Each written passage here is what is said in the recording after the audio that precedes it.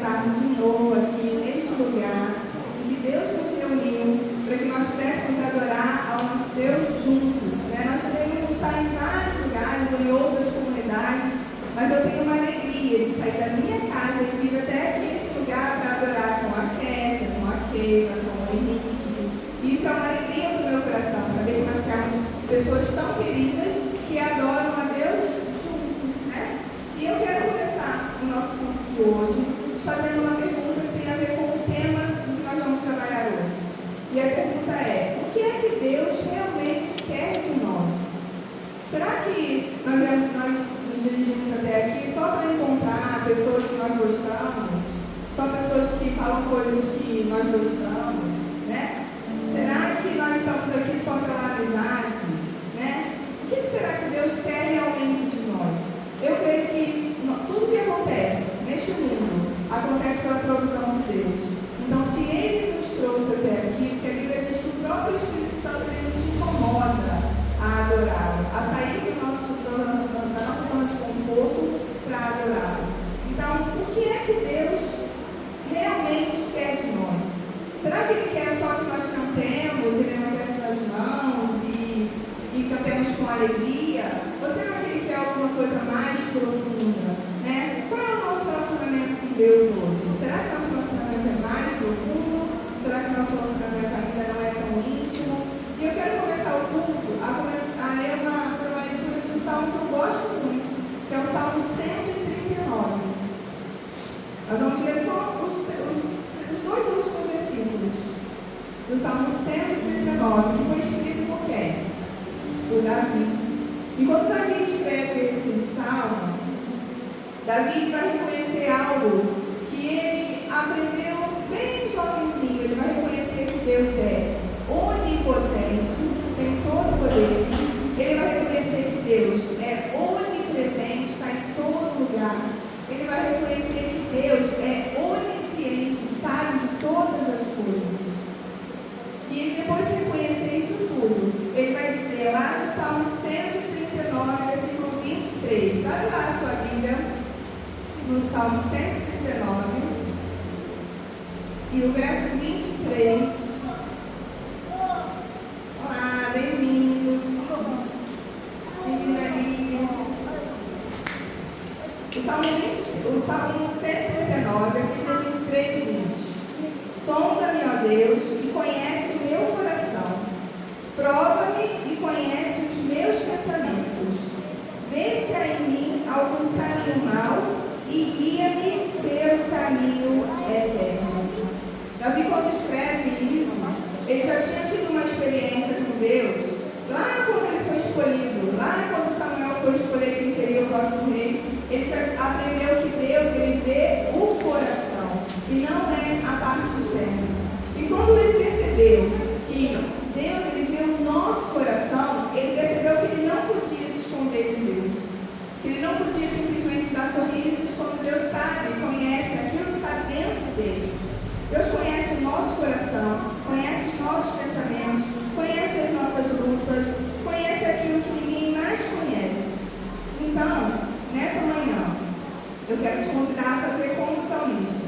Depois de reconhecer tudo que Deus é para você, que Deus é onipresente, onisciente, onipotente, eu quero te convidar a pedir para que você faça essa oração junto comigo. Pedir para que Deus possa sondar o nosso coração, ver aquilo que precisa ser transformado, para que nós possamos mudar. Porque a pergunta é: o que será que Deus espera de nós? E nós só vamos saber se Deus falar conosco, se Deus sondar os nossos corações. É só assim que nós podemos saber. Porque muitas vezes as pessoas falam coisas e às vezes não nos diz nada. Mas quando Deus ele toca, quando Deus ele fala, ele vai lá no profundo do nosso coração. E nós precisamos fazer essa oração tão bonita como o Davi fez. Sonda, meu Deus. Vê em mim o que é que precisa mudar, o que precisa ser transformado. Porque eu reconheço que o Senhor quer algo a mais de mim. Porque eu tenho intimidade contigo. Então vamos orar juntos? Vamos ficar de pé?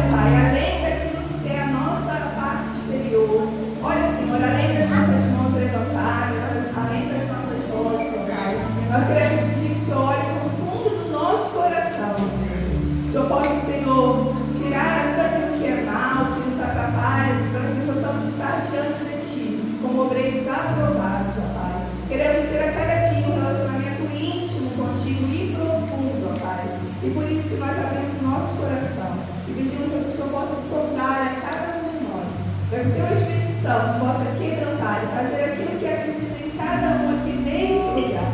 É em nome de Jesus que nós te entregamos este culto.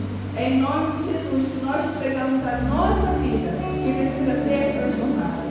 Fale conosco, Deus. Fale conosco até o final deste culto, porque nós sabemos que o Teu Espírito Santo está aqui neste lugar. E só Ele pode transformar e pode quebrar, Senhor, os corações que estão duros, os corações que precisam, Senhor, ser transformados. É em nome de Jesus que nós te entregamos este culto e queremos dizer que Tu és lindo, Tu és belo, o Teu nome está acima de todos os nomes. E nós queremos reconhecer, ó Deus, a Tua onipotência, a Tua onipresença e a Tua onisciência, ó Deus, em todos os lugares, ó Deus, porque Tu és o maior. É em nome de Jesus que nós te oramos. Amém. Vamos declarar então quão lindo é o nome de Jesus. Esse nome que nos salvou, que nos resgatou, que nos trouxe nova vida. É o que nós vamos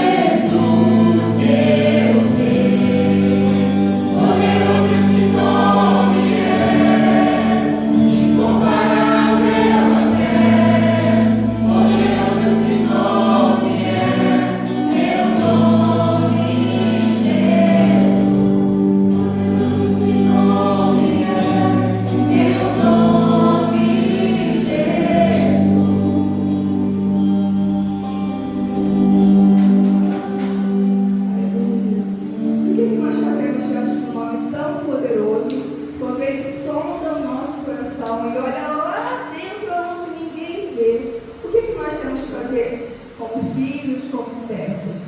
Nós devemos nos render diante dele. Porque não há como escapar, meus irmãos. Não há como escapar. Ele vai lá no fundo do nosso coração, ele nos transforma e mexe tanto que não há outra coisa a fazer a não nos rendermos diante dele. E nessa hora nós podemos também nos render diante dele quando nós também entregamos as nossas ofertas.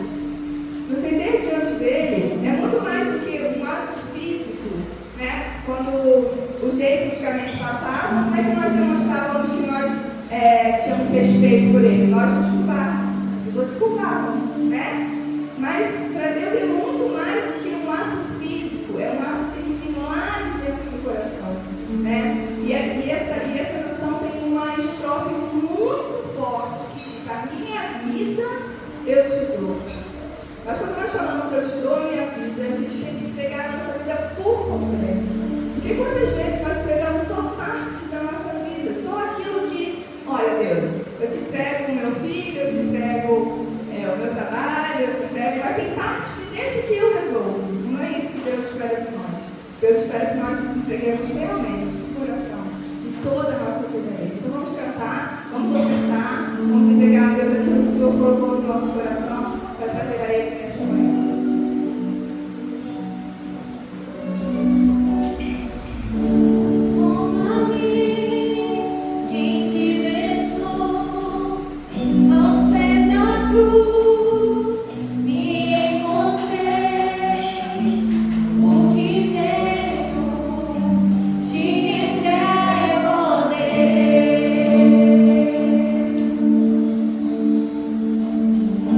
Vem me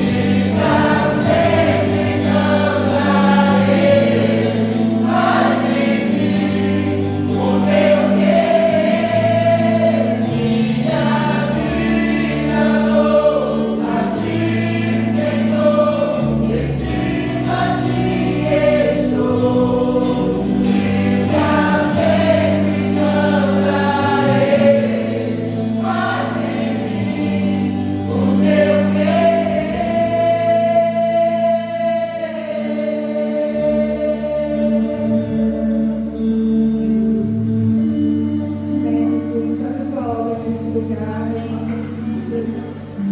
Fala, Senhor, através da tua palavra, Pai, que passos temos que dar. Guia-nos, ó Deus. Guia cada um de nós.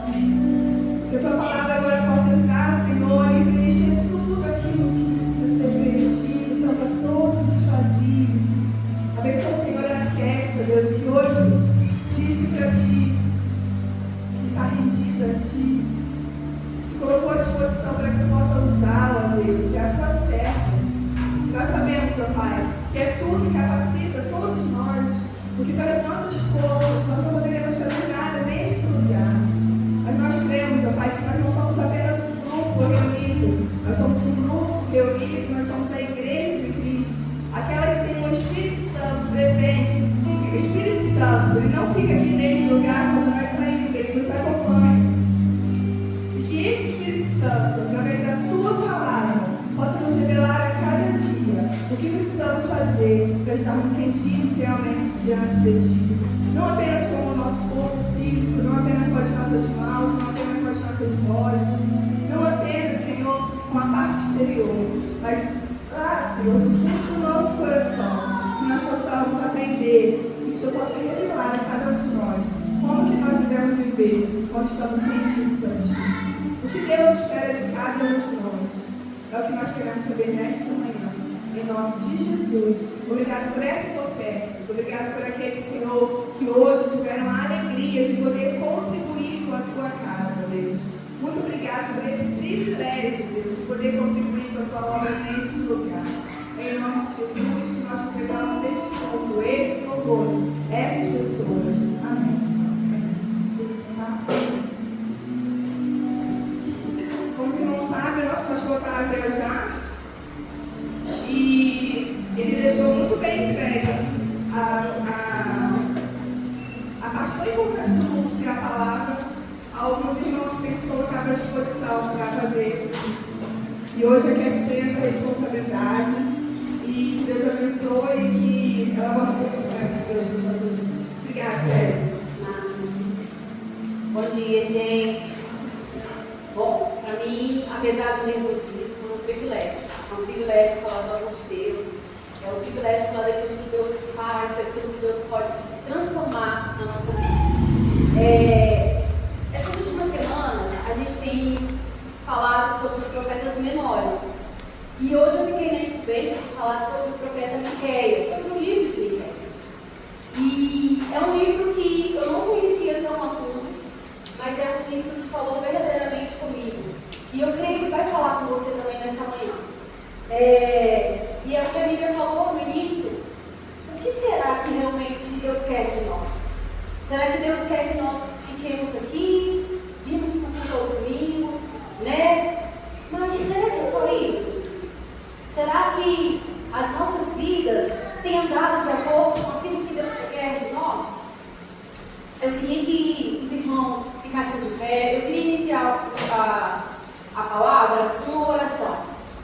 Eu sei que é uma responsabilidade muito grande estar aqui na frente. E eu sei que não é nós, é Deus. E é Deus que nos capacita, como a Miriam bem falou também. É Deus que nos capacita. E a obra, ela precisa que nos levantemos, que nos encorajemos a estar aqui na frente. E, além de estar aqui na frente, ir para fora, falar desse amor tão grande que é o amor de Deus. Senhor, nesta manhã, Senhor, te agradecemos pela oportunidade de estar aqui na tua presença, de poder falar do teu amor, de poder falar da tua graça, de falar da tua misericórdia, mas também falar do seu juízo, Pai.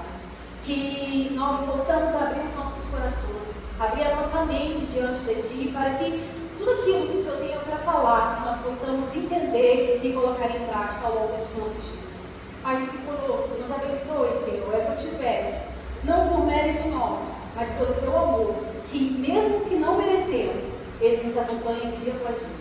É o que eu te peço, em nome do teu filho amado Jesus. Amém. Eu queria, pode sentar, irmãos, eu queria pedir aos irmãos que abrissem o livro de Miqueias.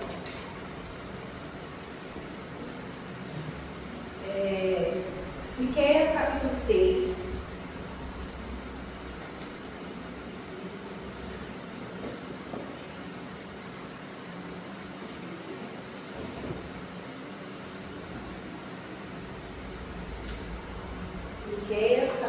6, verso 6 ao verso 8, que diz assim: o que é que eu preparei quando eu for adorar o Senhor? O que oferecerei ao Deus Altíssimo? Será que deverei apresentar a Deus bezerros de um ano para serem completamente queimados? Será que o Senhor ficará contente se eu oferecer milhares de carneiros ou milhares e milhares de litros de azeite? Será que deverei oferecer meu filho mais velho como sacrifício para pagar os meus pecados e as minhas maldades? Verso 8. Ele te declarou bom, o que é bom. E o que é que o Senhor pede de ti? Senão que pratique a justiça. Repita comigo: justiça. Ame a beneficência. Pode repetir. Ou misericórdia. Em outras traduções está dizendo misericórdia. E antes, humildemente, com o teu Deus. Eu quero que os irmãos guardem comigo esses três termos: justiça, misericórdia e humildade com Deus. Miqueias, ele viveu provavelmente na mesma altura que o profeta Isaías, entre os anos 750 e 680 a.C. Ele foi um homem levantado para denunciar o pecado, confrontar a falsa segurança espiritual que havia e anunciar que Deus não fecha os olhos perante a injustiça. E o livro ele tem duas constantes, duas coisas bem juntinhas ali, que é o julgamento de Deus perante a injustiça versus a promessa de restauração e misericórdia de Deus. São duas coisas que andam lado a lado. Se a gente pegar o livro de Miqueias e começar a ler, a gente vai ver que Deus chega e ele fala de todos os pecados que o povo está cometendo. Pecado, pecado, pecado, pecado, pecado. Mas Deus também fala do poder da restauração. Então é um livro muito gostoso, mas forte, irmãos, de ler. Mas ele não foge daquilo que nós vivemos hoje. E ele revela uma verdade muito poderosa. Deus, ele não aceita uma fé bonita por fora, mas vazia. Então a gente vai ver que havia cultos, havia templos, havia líderes e palavras religiosas, mas o povo ele havia perdido o senso de justiça, o senso de misericórdia, o senso de temor de Deus.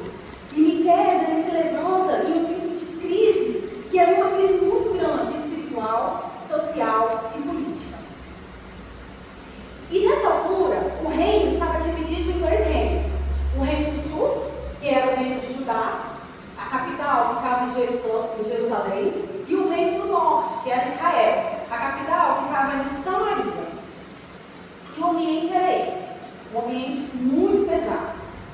As duas capitais, os dois centros que deveriam ser exemplos em fidelidade ao Deus, agora aparecem como símbolo de pecado, idolatria e afastamento de Deus. Então é esse cenário que Miqueias se levanta.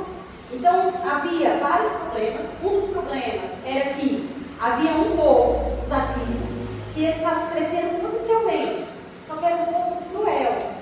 E ele estava ali de olho, esperando a oportunidade de devastar tudo, de entrar e dominar tudo. Só que o problema de Israel e de Judá não era só esse. Porque se fosse esse, talvez seria fácil. O problema era ainda muito maior. Porque havia, dentro do próprio povo, líderes que exploravam os pobres, juízes que aceitavam os subornos, profetas que falavam por interesse próprios, pessoas poderosas que tomavam terras, que espagavam famílias e ainda tentavam esconder tudo atrás de uma aparência religiosa. É nesse cenário que Miqueias se levanta. E aí, Miqueias, ele se levanta no meio de desigualdade social, corrupção moral, no império de Judá e de Israel. E aí a gente tem um ápice do livro, que é o que a gente acabou de ler agora, que é o versículo 8. Que aí o povo pergunta nos versículos anteriores o que tem que fazer. E Miqueias fala: o que o Senhor exige de nós? Foi a pergunta. O que o Senhor exige de nós? Algumas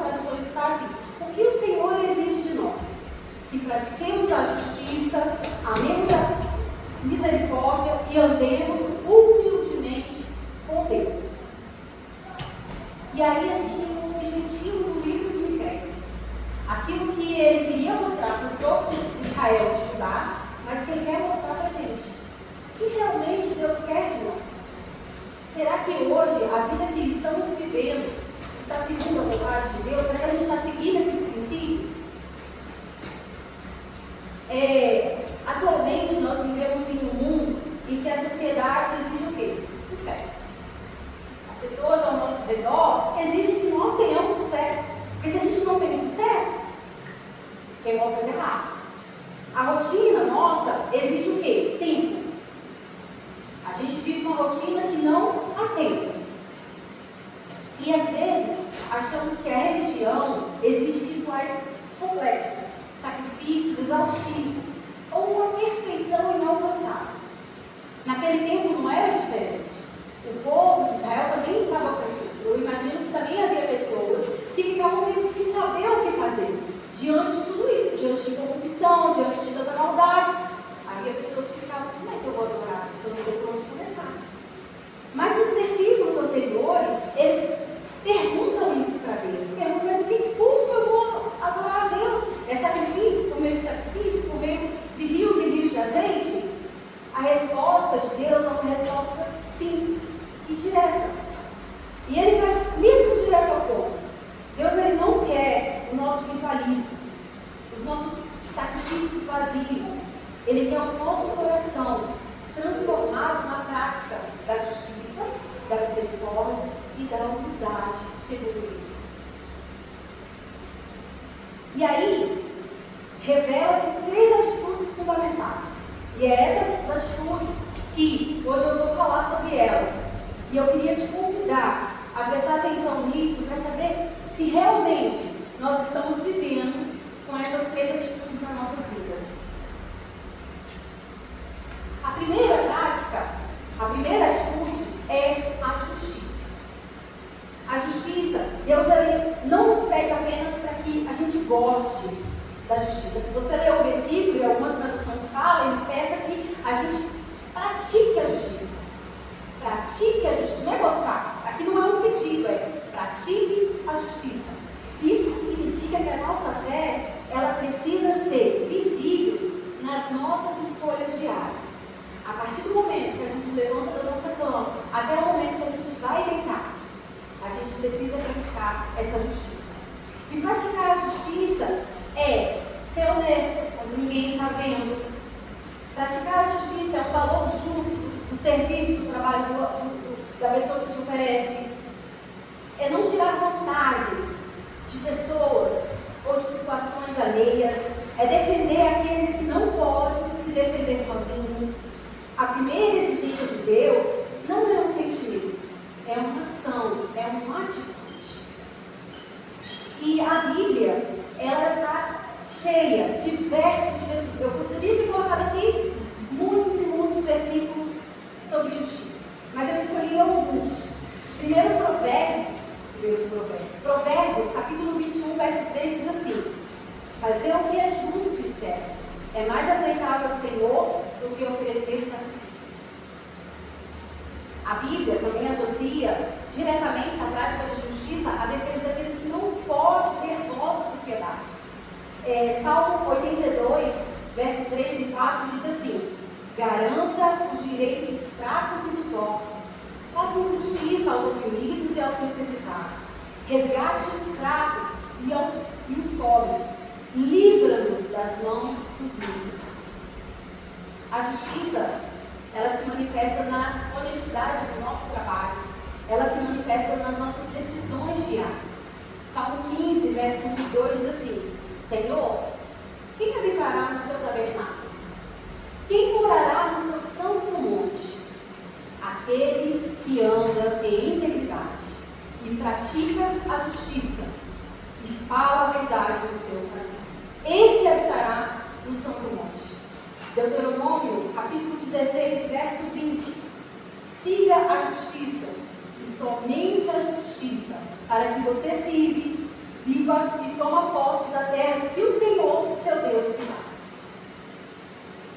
E aí, a gente tem no Novo Testamento também vários exemplos. Porque é um fruto visível da presença de Deus no vida do cristão. Mateus capítulo 5, verso 6 diz assim: bem-aventurados os que têm fome de justiça, pois eles serão fartos. Mateus, capítulo 6, 33.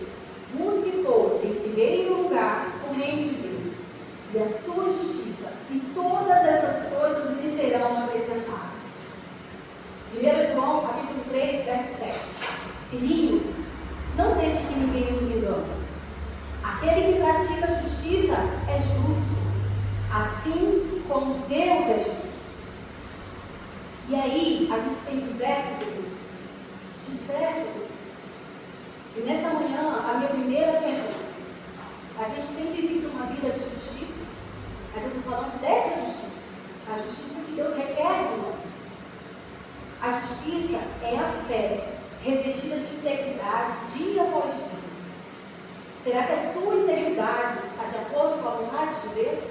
Será que a sua vida íntegra está de acordo com a vontade de Deus? E aí a gente tem a segunda atitude. Alguém lembra? Qual era a segunda atitude? Misericórdia. Misericórdia. Não é apenas ter pena ou tolerar os outros por obrigação, mas é ter o prazer de estender a mão. No hebraico, e algumas traduções falam amor à misericórdia. E no hebraico há um termo assim, chesed. Eu não sei se é chesed ou seged. Chesed. Eu não sei, gente, mas estava lá em hebraico. Só que eu achei interessante o que significa. Significa um amor leal, bondade merecida, é dar compaixão ativa. É engraçado que isso nos lembra alguma coisa, né? Um amor imerecido, uma compaixão que não merecemos. É o mesmo amor que Deus está pedindo nesse versículo. Exatamente a mesma misericórdia que Ele tem conosco. E aí, a gente tem diversos versículos também falando sobre essa misericórdia de Deus. 1 João, capítulo 4, verso 8 e 16, 8 e 16 diz assim: aquele que não ama, não conhece a Deus, porque Deus é amor. Deus é amor. Todo aquele que permanece no amor, permanece em Deus, e Deus em Deus. Então, se a gente não exerce o amor uns com os outros, Deus não está conosco. Se nós não agimos com misericórdia perante os erros dos outros, a gente não está exercendo misericórdia. Salmo 103, verso 8. O Senhor é compassivo e misericordioso, muito paciente e cheio de amor. A manifestação suprema do amor na cruz, no Novo Testamento, é o maior amor e misericórdia já exercida. Ele não só falava de amor, mas ele se tornou o próprio amor na morte de Cristo. Esse foi o maior exemplo de amor que Deus deixou para nós. O amor de Cristo lá na cruz do Calvário. João capítulo 3, verso 16 diz assim: porque Deus amou o mundo de tal maneira que deu seu único Filho, para que todo que nele crê não pereça, mas tenha vida eterna. Esse é o amor de Deus. É muito fácil, sabe? Às vezes a gente exigir justiça quando não somos nós os errados. É muito fácil. Mas também é muito fácil a gente pedir misericórdia quando nós somos errados. E Deus, Ele quer justamente que nós façamos o contrário. Deus quer que nós sejamos mais rígidos conosco, nas nossas atitudes, e que nós sejamos mais compassivos com Ele. Sejamos mais generosos, mais misericordiosos, sabe? Diante do outro. Amar a misericórdia é estar pronto a perdoar, é estar pronto a servir, é estar pronto a estender a mão ao outro que precisa. Essa é a misericórdia que Deus requer de nós. Essa é uma atitude final.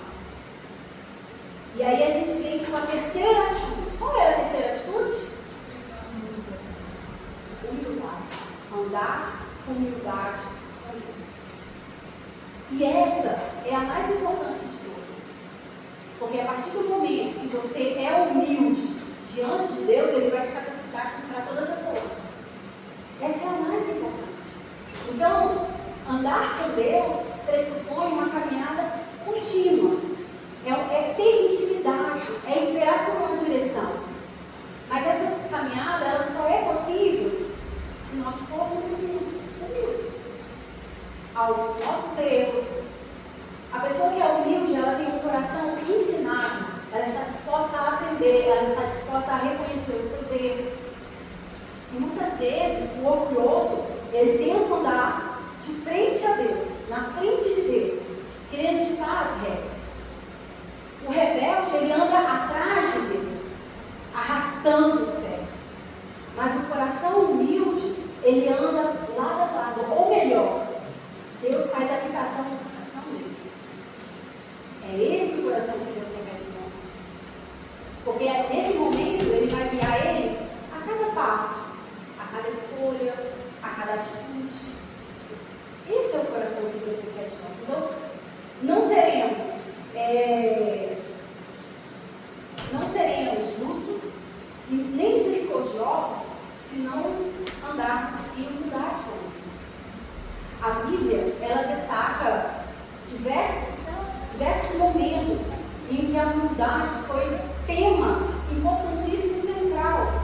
Isaías 57, verso 15 diz assim: pois assim diz o alto e sublime, que vive para sempre, cujo nome é santo, habito no lugar alto e santo, mas habito também com o contrito e humilde de espírito, para dar vida ao espírito humilde e dar vida ao coração contrito. Para a gente entender que para que Deus viva dentro de nós precisamos ter um coração humilde e contrito. Tiago, capítulo 4, versos 6 e 10 diz assim: mas Ele nos concede graça maior. Por isso a Escritura diz: Deus se opõe aos orgulhosos, mas concede graça aos humildes. Humilhe-se diante do Senhor, e Ele os exaltará. Salmo 25, verso 9. Ele guia os humildes na justiça e ensina-lhes o seu caminho. E Jesus é o maior exemplo de humildade que a gente vai ter. É o maior exemplo de obediência que nós vamos ter em toda a vida. Mateus, no capítulo 11, verso 28 e 29, diz assim: venham a mim, todos que estão cansados e sobrecarregados, e eu lhes darei descanso. Tomem sobre vocês o meu jugo e aprendam de mim, pois sou manso e humilde de coração, e vocês encontrarão descanso para as suas almas. Filipenses, capítulo 2, versos 5 a 8, seja a atitude de vocês a mesma de Cristo, que, embora ser Deus, não considerou ser igual a Deus, e sim algo que devia apegar-se, mas Jesus esvaziou-se de si mesmo, vindo a ser servo, e humilhou-se a si mesmo, tornando-se obediente até a morte de cruz. Ser humilde é reconhecer a nossa dependência de Deus, é excluir toda autossuficiência que existe dentro de nós, toda vaidade. Esse é ser humilde. Significa ter um coração ensinado, pronto a ensinar, pronto a servir, pronto a perdoar, a não julgar. Esse é um coração humilde. É entender que Deus é quem nos guia em todo o tempo. De uma forma bem direta, essas atitudes precisam estar nas nossas vidas. A justiça, porque a justiça é verdade. E é isso que Deus quer de nós. Deus, Ele corrige. E a gente vai ver que nos primeiros capítulos de Miqueias, Deus exortando o povo. Exortando, vocês estão errados, vocês estão pecando, vocês estão se aproveitando das pessoas. As pessoas que deveriam estar pregando a palavra estão se beneficiando por benefícios próprios. É esse o cenário que Miqueias está. Mas Deus levantou Miqueias para falar através da sua justiça, através da sua verdade.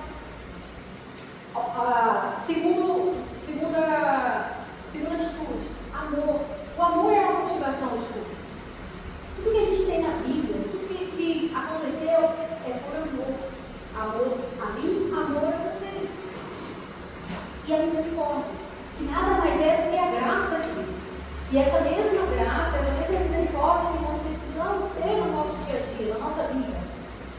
Deus, desde o início, Ele sempre ofereceu perdão rigoroso. Sempre. Porque Ele entende que nós somos fracos. Ele entende que muitas vezes a nossa fraqueza é mais alta. Mas a gente não pode deixar isso nos consumir. Andar em humildade é a nossa resposta diária.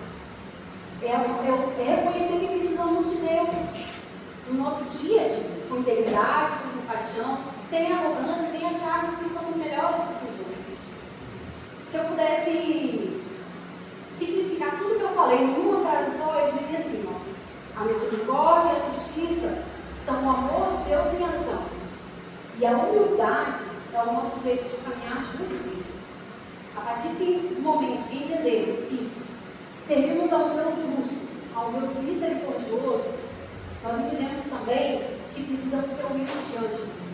E assim caminhar junto com Ele. Ou melhor, abrir caminho para que haja transformação nas nossas vidas.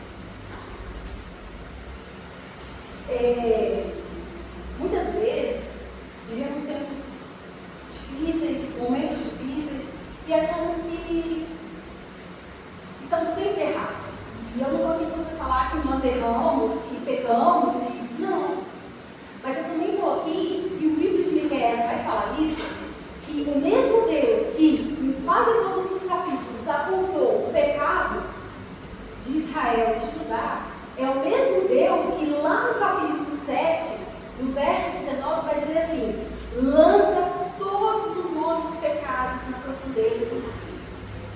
É o mesmo Deus justo, misericordioso, que precisamos andar em humildade com Ele. É esse Deus de amor que nessa manhã eu estou falando para vocês, irmãos. Por pior que seja o cenário ao nosso redor, por pior que sejam as nossas falhas do passado, a última palavra vem do Senhor. Então, que nessa manhã nós possamos entender aquilo que Deus quer de nós, quer que nós pratiquemos justiça, misericórdia, mas principalmente que andemos em humildade com Ele. Deus, Ele não nos pede o impossível, nem nos carrega de fatos religiosos infadáveis. Não. O que Ele exige de nós cabe no nosso dia a dia, em atitudes simples, que é a justiça das nossas atitudes, com as pessoas que convivem na nossa casa, com as pessoas que convivem no nosso trabalho, muitas vezes no autocarro. E é isso que Ele pede de nós, que sejamos justos, que sejamos misericordiosos, que abrimos nosso coração para que Deus possa transformar a nossa vida e que sejamos humildes para Ele caminhar junto ao nosso lado.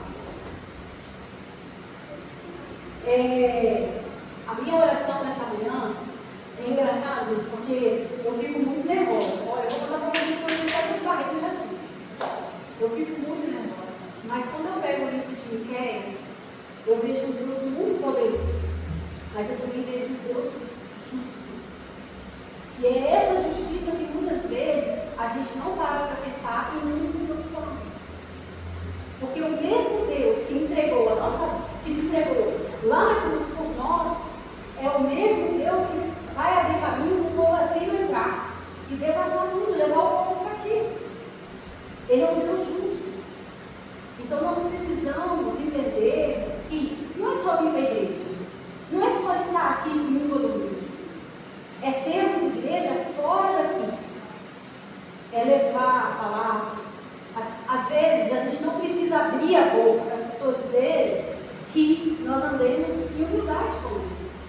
É as nossas atitudes em pequenas coisas é que vai demonstrar se Deus anda com você ou não.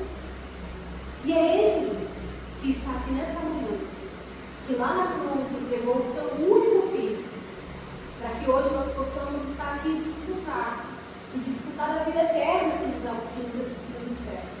Então que nesta manhã nós possamos sair daqui convictos que se eu não praticar a justiça, se eu não for misericordiosa e principalmente se meu coração não estiver humildemente aberto para Deus, eu não vou para a vida eterna.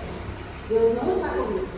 Então, nesta manhã, nós precisamos ter um coração humilde, para que Deus possa entrar, transformar, habitar na nossa vida. Vamos orar? Senhor, te agradecemos, Pai, pela oportunidade de ouvir a Tua palavra. Te agradecemos, Pai, por tudo aquilo, Senhor, que o Senhor revela através dela, Pai. Através da Tua palavra, o Senhor revela justiça, o Senhor revela misericórdia, o Senhor revela amor, revela tudo aquilo, Pai, para que possamos ter uma vida diária contigo. Que nós possamos entender, praticar a justiça, praticar a misericórdia, mas principalmente, que possamos andar humildemente contigo, Pai. Entra nas nossas vidas, transforma o nosso caminhar, transforma o nosso caráter, Pai. Transforma a tua igreja, que possamos ser, Pai, verdadeiros profetas em tempo de crise espiritual, em um tempo de tanta desgraça, Pai, que vem acontecendo. Transforma a nossa vida. É o que eu te peço em nome do teu filho amado Jesus. Amém. Obrigada, gente.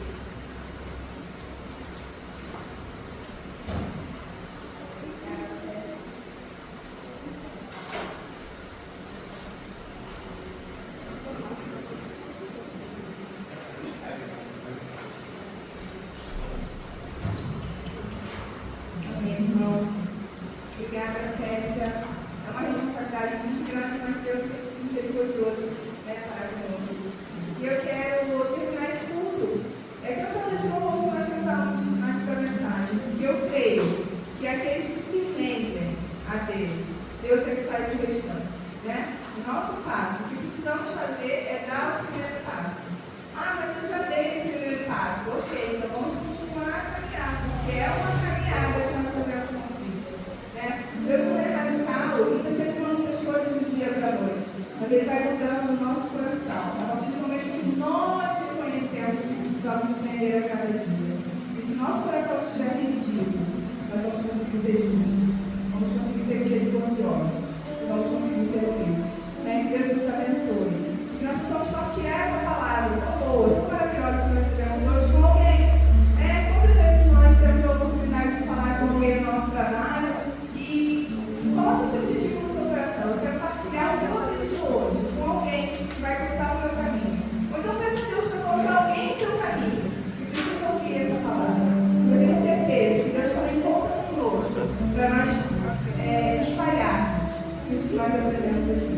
Vamos ficar de pé? Vamos terminar cantando então.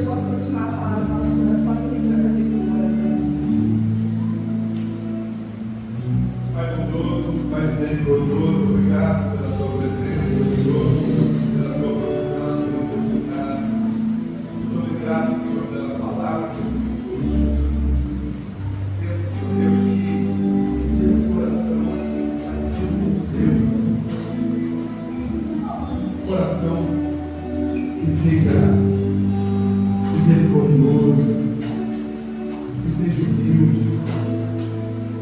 Dá-nos um coração parecido com Deus, para que possamos expressar o amor que o Senhor tem por nós a outras pessoas. Muito obrigado, porque podemos sentir a tua mão conosco em cada momento. As letras, muitas vezes, Senhor, nós queremos ser usados, mas não queremos ser soldados por Ti, não queremos ser quebrantados por Ti, não queremos ser transformados por Ti, não queremos ser cheios do Teu Espírito, mas a gente quer ser usado. Que nós sejamos, ó Deus, obedientes à Tua palavra, obedientes. Muito obrigado, Senhor, por tudo que tens feito por nós. Continue falando conosco, que sejamos aquilo que nós pregamos.